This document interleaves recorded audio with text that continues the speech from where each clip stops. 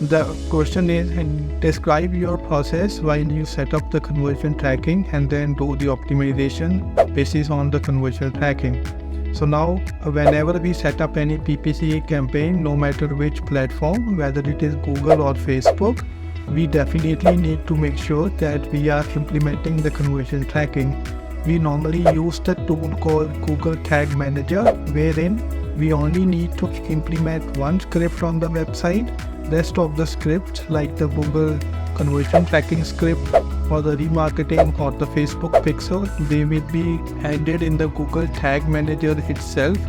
That way we don't really need to add in all these scripts on the website, and we should be able to track the conversions properly, which in turn really help us in doing the optimization of the campaign based on the conversions.